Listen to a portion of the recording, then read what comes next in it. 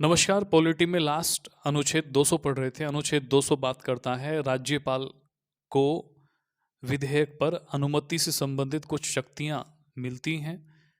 जब कोई विधेयक राज्य विधानमंडल से पारित होकर राष्ट्रपति की स्वीकृति के लिए जाता है तो राष्ट्रपति 3-4 प्रकार से अपनी प्रतिक्रिया दे सकता है उस विधेयक पर। वो विधेयक को स्वीकार कर सकता है। विधेयक स्वीकार कर लिया तो विधेयक कानून बन जाएगा। वो विधेयक पर अस्वीकृति या रोक लगा सकता है। उसे स्वीकार नहीं करेगा, उस पर रोक लगा देगा, रोक लेगा उसको। तीसरी स्थिति है विधेयक को पुनर्विचार के लिए वापस भेज देगा राज्य विधानमंडल के पास। चौथी स्थिति है कि राष्ट्रपति के लिए उस विधेयक को संरक्षित कर लेगा, राष्ट्रपति को दिखाएगा। उसके बाद राष्ट्रपति निर्णय लेंगे कि इस विधेयक को पारित किया जाना चाहिए या नहीं किया जाना चाहिए। अब कौन कौन से विधेयक को राष्ट्रपति के लिए राज्यपाल संरक्षित रखेगा, इसके लिए संविधान में तो कुछ ज़्यादा वर्णन नहीं है। उसमें देखने को मिलता है कि जो हाई कोर्ट की शक्तियों को कम करने वाला प्रावधान है। कोई राज्य है, ए नाम का राज्य, ए ही नाम के हाई कोर्ट या उस राज्य से संबंधित हाई कोर्ट की शक्तियों पे पाबंदी लगाने का विधेयक पारित कर रहा है, तो ऐसे विधेयक को राज्यपाल रोक लेगा। कहाँ भेज देगा? राष्ट्रपति के पास भेज देगा। तो विधेयक पर अनुमति से संबंधित प्रावधान तो पढ़े जाएंगे अनुच्छेद 200 में।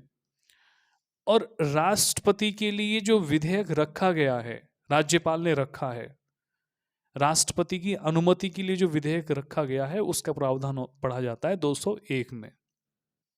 इससे पहले बात करते हैं अनुच्छेद 200 का कुछ अंतिम चरण हमने छोड़ दिया था। वैसे छोड़ा कुछ नहीं था, संवैधानिक प्रावधान तो हमने सब पढ़ लिए थे।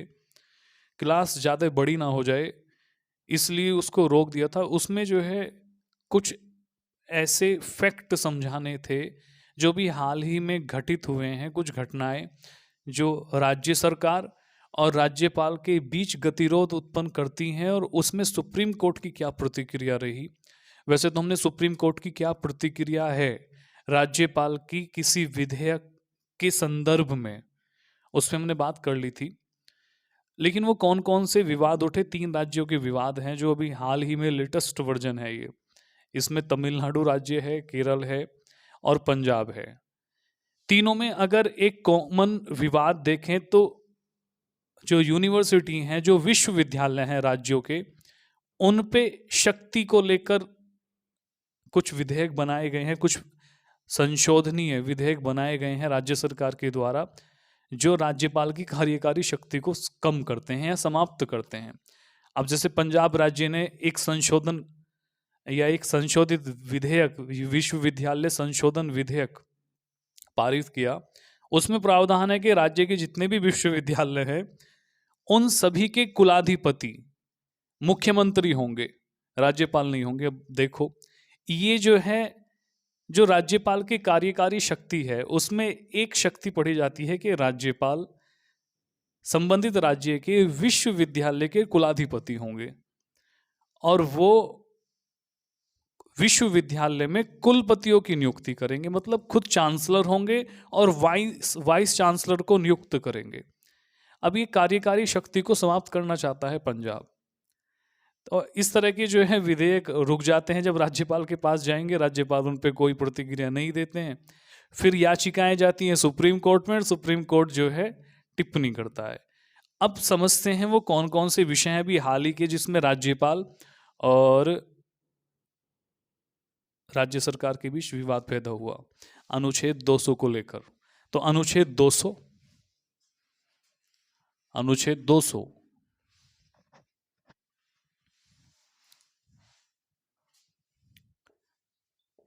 आर्टिकल 200 ये बात करता है क्या, राज्यपाल द्वारा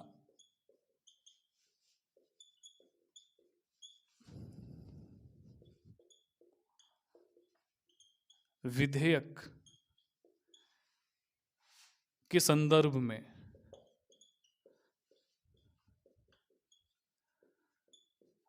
अनुमति से संबंधित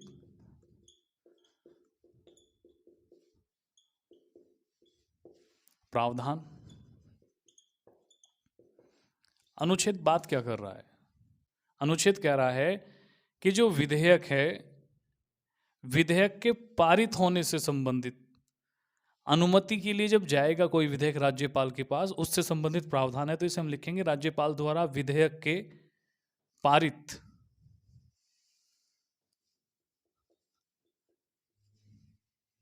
होने के संदर्भ में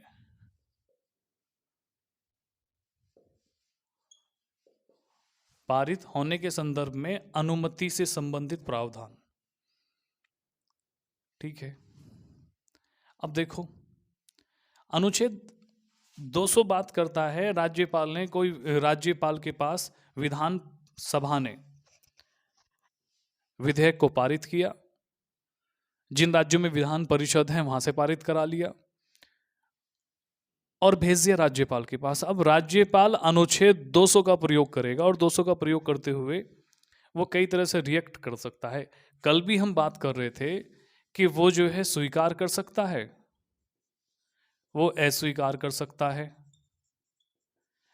वो पुनर्विचार के लिए भेज सकता है और वो राष्ट्रपति के लिए रख सकता है। अब ये जो राष्ट्रपति के लिए रखा गया है, इसका प्रावधान 201 में है। 201 प्रावधान को याद रखना कि जब राज्यपाल किसी विधेयक को राष्ट्रपति के लिए रख लेता है तो उसके बाद राष्ट्रपति की क्या प्रतिक्रिया होगी या क्या राष्ट्रपति इस पर करेंगे, वो 201 में पढ़ा जाएगा। अब कुछ विवाद अभी हाल ही के हम पढ़ेंगे जो अनुच्छेद 200 से ही संबंधित है और इसमें सुप्रीम कोर्ट ने जो कहा था वो कल हमने समझा भी, लेकिन इन विधेयक के प्रारूप को देखते हैं, इनकी प्रकृति क्या है, ये किस प्रकृति के है जो विवाद का विषय बना। देखो तमिलनाडु सरकार,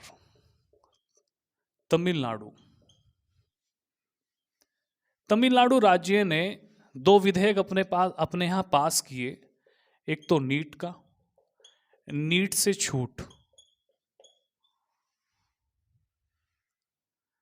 नीट से छूट का विधेयक था और एक था विश्वविद्यालय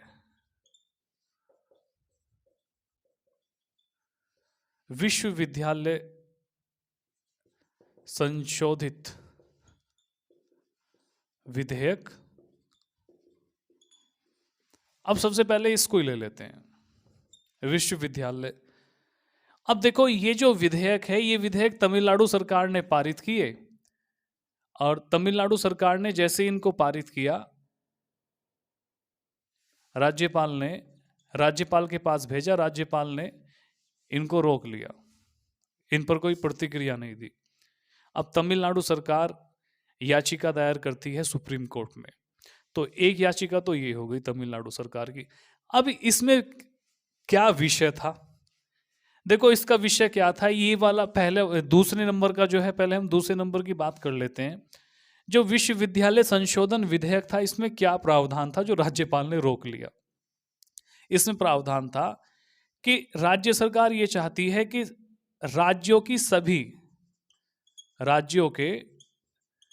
सभी विश्वविद्यालयों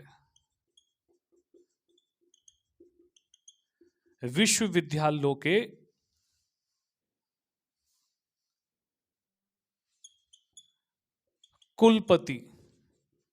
कुलपति की बात कर रहा हूं मैं, कुलपति की नियुक्ति और उन्हें पद से हटाने की शक्ति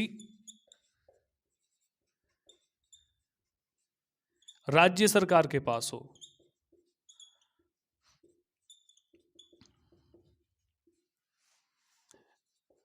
इस तरह का प्रावधान तमिलनाडु सरकार ने इस विधेयक में डाला। अब देखो एक बात समझने की है, राज्यपाल की कार्यकारी शक्ति क्या है। राज्यपाल की कार्यकारी शक्ति है कि राज्यपाल, जिस राज्य का राज्यपाल होगा उसके जो विश्वविद्यालय हैं उन सभी विश्वविद्यालयों का कुलाधिपति होगा, चांसलर होगा। और ये कुलाधिपति यानी राज्यपाल उस राज्य में जितने भी विश्वविद्यालय हैं उनके कुलपति की नियुक्ति करेगा। वाइस चांसलर की नियुक्ति राज्यपाल करेगा, ये इसकी कार्यकारी शक्ति है। लेकिन इस शक्ति को राज्यों के विश्वविद्यालयों के कुलपति की नियुक्ति और पद से हटाने की शक्ति राज्य सरकार के पास हो, इस तरह का विधेयक राज्य सरकार बना रही थी तमिलनाडु। इस शक्ति को राज्य सरकार छीनना चाहती थी। ये विधेयक रुक गया जी। राज्यपाल ने कह दिया हम पास ही नहीं होने देंगे, कैसे कानून बना लोगे। तो पहली कंडीशन, पहला विवाद तो यहां से उठ जाता है। अब तमिलनाडु सरकार भागेगी कहां? सुप्रीम कोर्ट की तरफ। अब नेक्स्ट, ये जो दूसरा विवाद है, दूसरा विवाद क्या है? नीट। ये एक तरह का एंट्रेंस एग्जाम है, जैसा आप जानते भी हैं। नीट जो मेडिकल कॉलेज होते हैं उसमें एडमिशन पाने का एक एंट्रेंस एग्जाम होता है। इसको क्वालिफाई करना होता है, क्वालिफाई है। अब तमिलनाडु सरकार ने यह कहा कि जो नीट है, नीट से मुक्ति की बात की। इसका मतलब यह है कि जो बच्चे, तमिलनाडु सरकार राज्य के जितने भी बच्चे जो मेडिकल से संबंधित शिक्षा पाना चाहते हैं, उन्हें नीट को क्वालिफाई, उन्हें नीट क्वालिफाई करने की आवश्यकता नहीं है। अब जबकि व्यवस्था तो ऐसी है कि नीट को क्वालिफाई किया जाता है, उसके बाद एमबीबीएस, बीडीएस, इन सब में एडमिशन मिलता है, जो सरकारी संस्थान है तभी तो मिलता है। लेकिन यहां सरकार ने कहा कि भाई इसके कुछ आधार भी बताए, और इसके लिए राष्ट्रपति को पत्र भी लिखा और ये कहा कि भी क्यों मुक्त करना चाहते हो आप नीट, हम नीट को खत्म करना चाहते हैं। नीट की वजह से आत्महत्याएं हो रही हैं, और जो नीट एग्जाम है ये शहरी बच्चों तथा जो छात्र महंगी कोचिंग में पढ़ सकता है उसी का बन के रह गया है। तो इस आधार पे ये जो गरीब और ग्रामीण बच्चा है,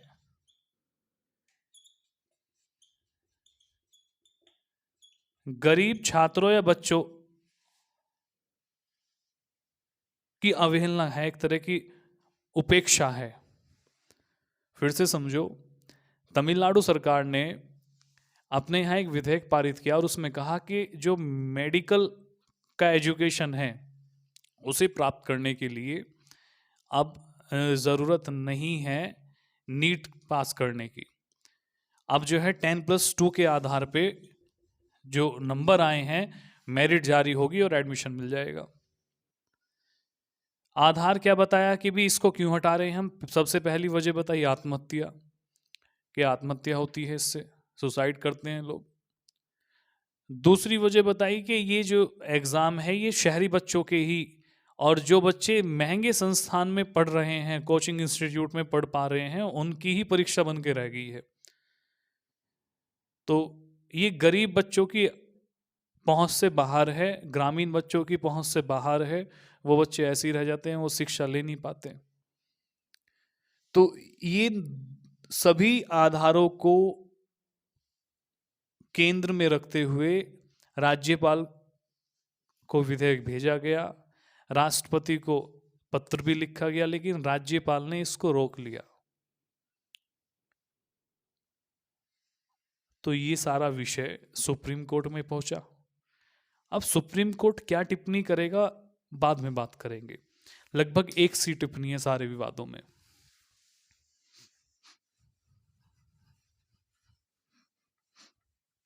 अब दूसरा विवाद जो है केरल राज्य का है।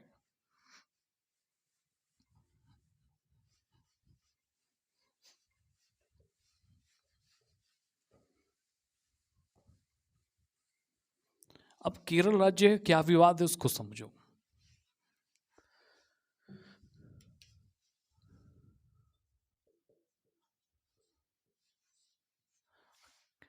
केरल राज्य ने लोकायुक्त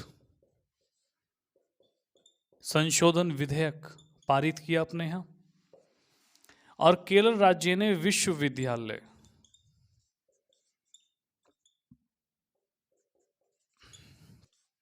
विधेयक पारित किया। अब दोनों ही पारित कर दिए, और पारित करके जो है राज्यपाल के पास भेज दी, राज्यपाल ने रोक लिए। मतलब ये 8 तरह के विधेयक थे, इन सबको रोक लिया राज्यपाल ने। ये जो लोकायुक्त, सबसे पहले तो इसको ही समझ लो, इसकी समस्या कुलाधिपति की है।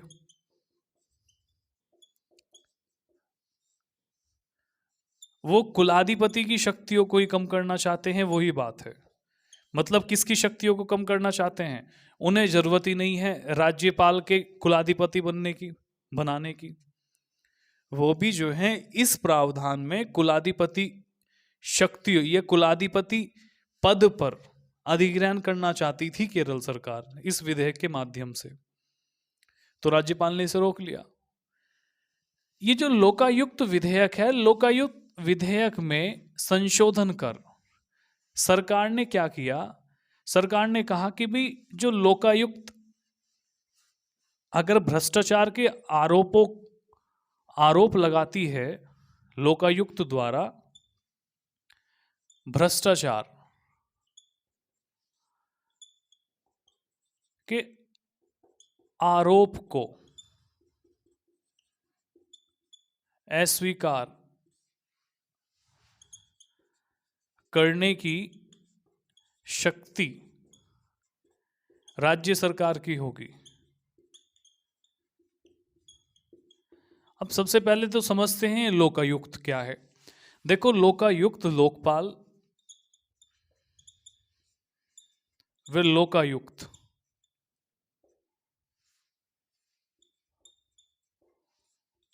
एक्ट 2013 के द्वारा बनाई गई एक निकाय है, एक वैधानिक निकाय है, संवैधानिक नहीं है, वैधानिक संस्था है, जो केंद्र में तो लोकपाल के नाम से काम करती है और राज्य में लोकायुक्त के नाम से काम करती है।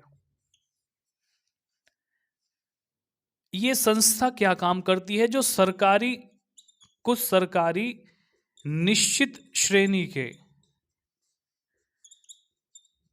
अधिकारी जो हैं, उन पर लगे भ्रष्टाचार की जांच करती है। जो उन पे भ्रष्टाचार का आरोप लगा है, उनकी जांच करती है। सरकारी निश्चित श्रेणी के अधिकारी, ये श्रेणी कैटेगरी निश्चित होती है कि इन्हीं कैटेगरी के अधिकारियों को या उन पे जो करप्शन के चार्ज लगे हैं उसकी प्रामाणिकता की जांच करती है ये संस्था। अब हुआ क्या कि ये संस्था जो आरोप लगाए जाएंगे लोकायुक्त के द्वारा, अगर राज्य सरकार पर लगाए जाते हैं तो राज्य सरकार उन्हें अस्वीकार कर देगी, बात खत्म हो जाएगी। अब ये विधेयक कब लाया गया? अब यहाँ जो है लोकायुक्त विधेयक पारित किया गया। जो केरल के मुख्यमंत्री है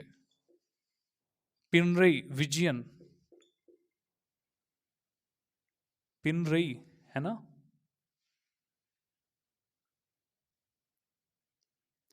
पिनरई विजयन है।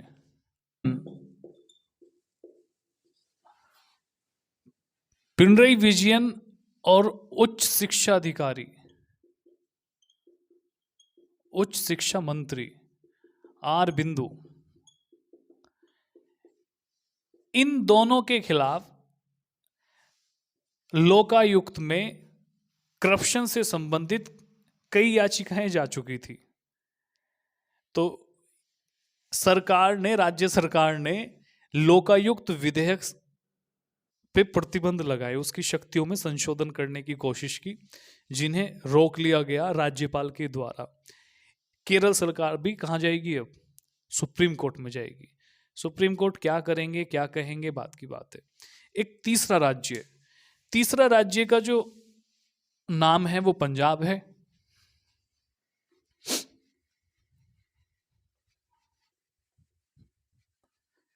वो क्या कहता है?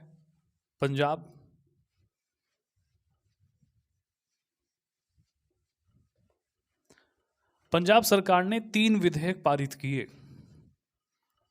सबसे पहला तो डीजीपी को लेकर, जो डीजीपी की नियुक्ति है उसके लिए एक स्वतंत्र तंत्र का निर्माण करेगी राज्य सरकार, कुछ इस तरह का विधेयक था।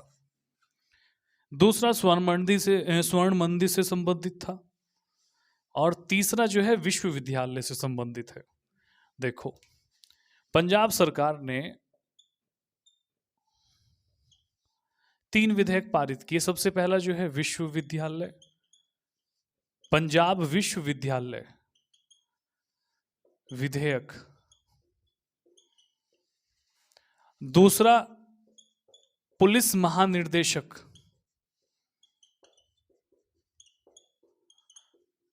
डीजीपी से संबंधित है। और तीसरा स्वर्ण मंदिर में गुरबानी के प्रसारण से संबंधित था। ये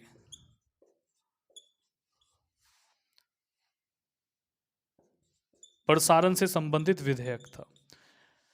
देखो, ये जो पंजाब विश्वविद्यालय विधेयक है, इसमें पारित किया गया, पंजाब सरकार ने इसमें पारित कर दिया कि जो कुलाधिपति का पद है, कुलाधिपति का पद को धारण करेगा मुख्यमंत्री। मतलब जो प्रावधान हम पढ़ते आ रहे हैं, जो परंपरा चलती आ रही है कि राज्यपाल संबंधित राज्य के सभी विश्वविद्यालय के कुलाधिपति होते हैं, उस प्रावधान को खत्म कर दिया गया इस विधेयक में। और इसमें यह डाला गया कि जितने भी विश्वविद्यालय हैं, पंजाब विश्वविद्यालय के कुलाधिपति उस राज्य के मुख्यमंत्री होंगे। इसमें तो ये प्रावधान था। ये जो डीजीपी है, जो पुलिस महानिर्देशक है, इसकी नियुक्ति के संबंध में प्रावधान किया गया कि एक स्वतंत्र तंत्र का निर्माण हो। अब तक व्यवस्था क्या है कि जो संघ लोक सेवा आयोग है, जो यूपीएससी है, यूपीएससी 3 नाम भेजती है, ABC के भी, और राज्य सरकार से कहती है कि इन 3 नाम में से किसी एक नाम को आप पसंद कर लो, जो आप अपने राज्य का महानिर्देशक बनाना चाहते हैं, पुलिस डीजीपी बनाना चाहते हैं। तो सरकार या तो A को चुनेगी, या B को चुनेगी, या फिर C को चुनेगी। राज्य सरकार, जो पंजाब राज्य सरकार है, इसने फैसला किया और विधेयक पारित कर दिया कि भी ये स्वतंत्र होना चाहिए। इसमें राज्य सरकार किसे चुनेगी ये यूपीएससी नहीं बताएगा। संघ लोक सेवा आयोग एक केंद्रीय निकाय है, संवैधानिक है, लेकिन केंद्र के अंडर काम करती है, और हम स्वतंत्र रूप से लेना चाहते हैं डीजीपी को। तो ये 3 विधेयक राज्यपाल के पास गए, जैसा कि हमने पढ़ा, ये भी अटके, और पंजाब भी याचिका कहां दायर करेगा? सुप्रीम कोर्ट में करेगा। अब जो है बात समझने की है, एक बार फिर से इसको मुंह जबानी देखते हैं। 3 राज्यों की याचिकाएं सुप्रीम कोर्ट में जाती है, जिसमें राज्य सरकारें राज्यपाल के खिलाफ याचिका दायर करती हैं। तमिलनाडु सरकार ने नीट से छूट को लेकर एक विधेयक पारित किया, जिसमें यह कहा गया कि मेडिकल की पढ़ाई करने के लिए अब नीट की आवश्यकता नहीं है, नीट क्वालिफाई करने की ज़रूरत नहीं है। इस तरह का विधेयक था ये। दूसरा, जो यूनिवर्सिटी हैं तमिलनाडु राज्य की, उसके जो वाइस चांसलर है उसे नियुक्त करना और उसे पद से हटाना की जो शक्ति होगी अब वो राज्य सरकार की होगी, ना कि राज्यपाल की। ये 2 विधेयक पारित किए, इनको राज्यपाल ने रोक लिया, जिसके संदर्भ में सुप्रीम कोर्ट जाएगी कौन? तमिलनाडु सरकार। ऐसे ही केरल ने विश्वविद्यालय विधेयक पारित किया, जिसमें कुलाधिपति शक्तियों को छीन करने का प्रयास किया गया। दूसरा, लोकायुक्त से संबंधित जो शक्तियां हैं उनमें भी संशोधन करने की कोशिश की गई। लोकायुक्त जो करप्ट अधिकारी होते हैं उन पर लगे आरोपों की जांच करती है। इसे हम लोकपाल और लोकायुक्त अधिनियम 2013 के द्वारा इसको हम पढ़ते हैं। केंद्र में लोकपाल और राज्यों में लोकायुक्त नाम की संस्थाएं स्थापित की जाती हैं और इनकी स्थापना लोकपाल और लोकायुक्त अधिनियम 2013 के द्वारा ही होती है। संवैधानिक संस्थाएं नहीं होती हैं, ये वैधानिक संस्थाएं होती हैं और ये निश्चित श्रेणी के सरकारी कर्मचारियों पे या अधिकारियों पे जो करप्शन के चार्ज लगे हैं, आरोप लगे हैं करप्शन के, उनकी जांच करती है। अब हुआ क्या, जो केरल के मुख्यमंत्री है पिनरई विजयन और उच्च शिक्षा मंत्री आर बिंदु पर भ्रष्टाचार को लेकर लोकायुक्त में काफी याचिकाएं जा रही थी। अब याचिका जाने के बाद जो है राज्य सरकार ने, केरल सरकार ने जो लोकायुक्त की शक्तियां हैं उन पे प्रहार किया और उन्हें संशोधित करने का प्रयास किया। राज्यपाल ने विधेयक रोक लिया। उसके बाद पंजाब सरकार का देखें तो पंजाब ने 3 संशोधन किए, जिसमें सबसे पहला संशोधन था पंजाब विश्वविद्यालय का जो कुलाधिपति होगा, चांसलर होगा, वो राज्यपाल नहीं होगा, वो उस राज्य का मुख्यमंत्री होगा। कुछ इस तरह का संशोधन बिल था ये, जो पारित किया विधानसभा ने। दूसरा, जो डीजीपी है, जो पुलिस महानिदेशक है, उसकी नियुक्ति राज्य सरकार द्वारा ही की जाएगी। वर्तमान में स्थिति कुछ ऐसी है कि जो संघ लोक सेवा आयोग है वो 3 डीजीपी के नाम किसी राज्य सरकार के समक्ष लाती है। उसमें से राज्य सरकार को किसी एक डीजीपी को चुनना होता है, वो उस राज्य का डीजीपी नियुक्त हो जाता है। तो इन फैसलों के खिलाफ जब ये जो विधेयक है, इन विधेयक को लेके जो राज्यपाल है उस राज्य के, उन्होंने इनको रोक लिया और रोकने के बाद अब जो है राज्य चले जाएंगे सुप्रीम कोर्ट में। तो सुप्रीम कोर्ट ने यहाँ टिप्पणी की अनुच्छेद 200 के संदर्भ में। आर्टिकल 200 को लेके सुप्रीम कोर्ट ही कहता है कि जो राज्यपाल विधेयक को रोक के रखेगा ये अमान्य है, ये गैर संवैधानिक है। राज्यपाल को कोई प्रतिक्रिया अपनी देनी चाहिए, या तो विधेयक को राष्ट्रपति के लिए रखे, या विधेयक को स्वीकार करे, या विधेयक को पुनर्विचार के लिए वापस कर दे। ये बहुत गलत तरीका है कि अपने पास रख लिया और कोई जवाब ही नहीं दिया, क्योंकि राज्य सरकारें एक ही बात कह रही हैं कि हमारे जो बिल हैं वो ठंडे बस्ते में चले गए हैं, उन पर कोई जवाब है नहीं, और बहुत लंबी प्रक्रिया, बहुत लंबा समय लेने के बाद राज्यपाल विधेयकों को पारित करते हैं, उससे बहुत बड़ा गतिरोध आ जाता है। तो सुप्रीम कोर्ट ने ये कहा कि भी जो संवैधानिक प्रावधान है वो राज्यपाल को जल्द से जल्द राज्य विधानमंडल द्वारा पारित किए गए संशोधन विधेयकों को स्वीकृति देनी चाहिए, या अस्वीकार करना चाहिए, या पुनर्विचार के लिए लौटाना चाहिए, या फिर राष्ट्रपति के लिए संरक्षित रख लेना चाहिए। किसी डिसीजन पर पहुंचो, लेकिन जल्द से जल्द पहुंचो। इसमें पॉकेट वीटो का यूज मत करो, ये पॉकेट वीटो की शक्ति राज्यपाल को नहीं है। कुछ इस तरह का बयान सुप्रीम कोर्ट ने इन मामलों में दिया।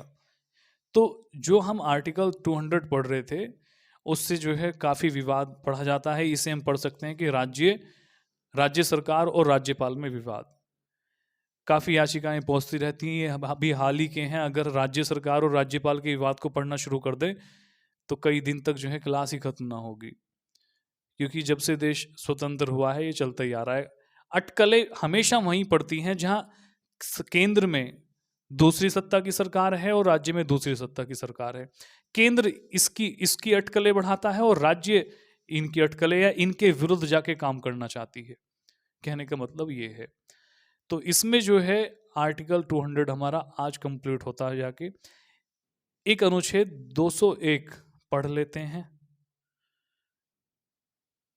कल पढ़ेंगे भाई। ठीक है, आज इसमें इतना ही पढ़ते हैं।